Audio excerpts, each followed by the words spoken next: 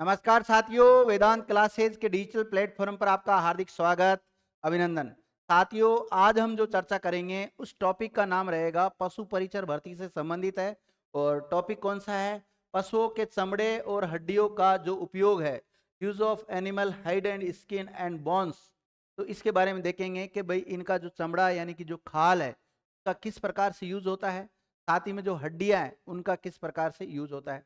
जैसे चमड़े हैं तो चमड़े के कई बेल्ट, जूते वगैरह ये बनाए जाते हैं। जैसे इसके अलावा कई वाद्य यंत्रों में भी इनके चमड़े का यूज होता है। साथ ही में जो हड्डियां हैं, हड्डियों का कई प्रकार के जो खाद्य बनाने में, कई प्रकार के उर्वरक बनाने में इनका यूज होता है। तो किस किस में क्या क्या इनका योगदान है, कहाँ कहाँ इनका उपयोग होता है, उनको हम जान लेते हैं। तो सबसे पहले जानते हैं, इस टॉपिक के भीतर हम पढ़ेंगे किस किस के बारे में। चमड़ा या खाल के बारे में पढ़ेंगे, और चमड़ा या खाल का जो उपयोग है वो कौन कौन से क्षेत्रों में होता है उसको पढ़ेंगे।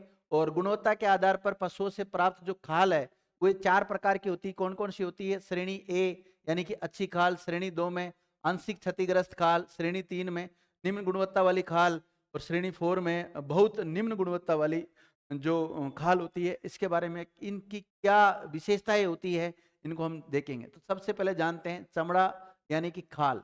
पशुओं, विशेषकर जैसे गो पशु है, भैंस है, भेड़, बकरी और घोड़े से प्राप्त जो चर्म होती है या खाल, तो चर्मोद्योग में विद्यार्थियों लेदर इंडस्ट्री में उसका यूज होता है, काफी महत्वपूर्ण होती है। लेदर इंडस्ट्री भी अपना एक अहम रोल रखती है। और लेदर इंडस्ट्री राष्ट्र के प्रमुख निर्यात उद्योगों में से एक है, क्योंकि भारत कई जो लेदर से बने जो प्रोडक्ट है उनका निर्यात करती है। तो निर्यात में बढ़ावा देने के लिए भी एक महत्वपूर्ण इंडस्ट्री है।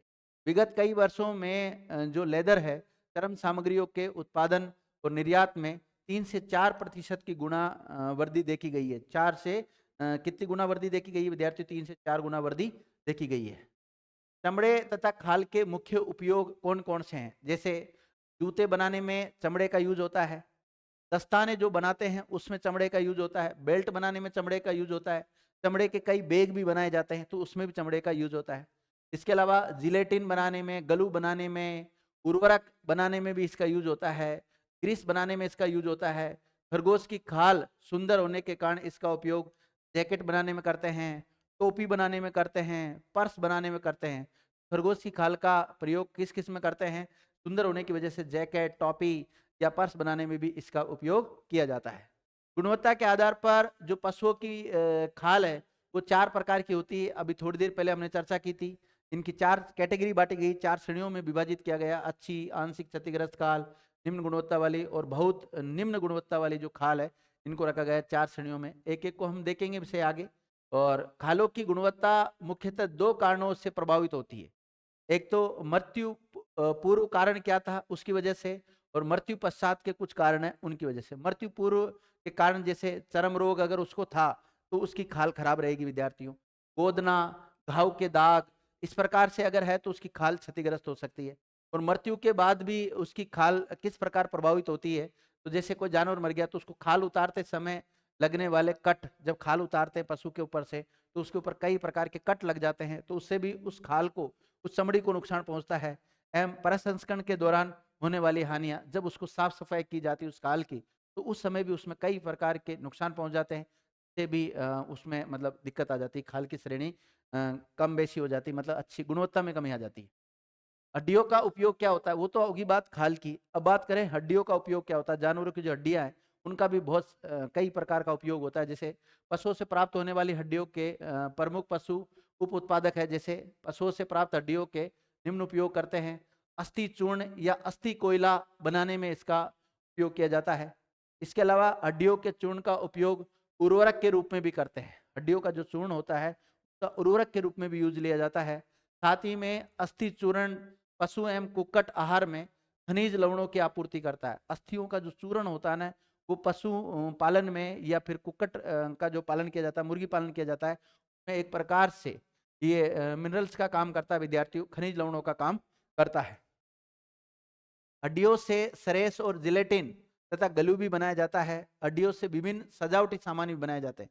हड्डियां जो होती हैं उनके कई प्रकार के सजावटी सामान बनाए जाते हैं, जिनको ऑफिस में, कार्यालयों में या फिर घर में घरेलू सामग्री के मतलब उनको सजावटी सामग्री के रूप में यूज लेते हैं। हड्डियों का उपयोग कैल्शियम की दवा बनाने में भी किया जाता है। तो कैल्शियम की जो दवा आती है ना, उसमें भी हड्डियों का यूज होता है। और पशुओं से प्राप्त हड्डियों को कृत्रिम रूप से जोड़कर, जैसे क्या होता है, पशुओं से कई प्रकार की ऐसी हड्डियां प्राप्त होती है जिनको आर्टिफिशियल तरीके से, या फिर हम कह सकते हैं कृत्रिम तरीके से उनको जोड़कर मतलब उनकी एक बॉडी बना दी जाती है, कंकाल बना दिया जाता है, जिससे जो प्रैक्टिस करते हैं डॉक्टर्स लोग या फिर जो भी अन्य प्रशिक्षु होते हैं, उनको ट्रेनिंग दे दी जाती है कि इस प्रकार से इनमें ये हड्डी होती है, इस प्रकार जुड़ी हुई रहती है। ये भी काम करते हैं। तो यहाँ लिखा हुआ है, पशुओं से प्राप्त हड्डियों को कृत्रिम रूप से जोड़कर तथा संरक्षित करके कृत्रिम कंकाल भी बनाया जाता है, जिससे विद्यार्थियों और अनुसंधानकर्ताओं को सीखने में मदद मिलती है। क्योंकि जीवित जानवर में तो हम प्रैक्टिकल नहीं कर सकते, लेकिन उसका जो कंकाल है उससे हम प्रैक्टिकल कर सकते हैं। तो विद्यार्थियों को सीखने में भी काफी उपयोगी होता है। तो इस प्रकार जो चमड़ा होता है जानवरों का, जो खाल होती है, उनका जो हड्डियां है, वो कई क्षेत्रों में उपयोगी है। तो उनका ना केवल जीवित रहते हुए उपयोगी होता है, बल्कि मरने के बाद में भी पशु काफी उपयोगी होते हैं विद्यार्थियों। इसी के साथ ये लेक्चर यहीं समाप्त होता है। मिलते हैं नेक्स्ट क्लास में नेक्स्ट टॉपिक के साथ। तब तक के लिए धन्यवाद। थैंक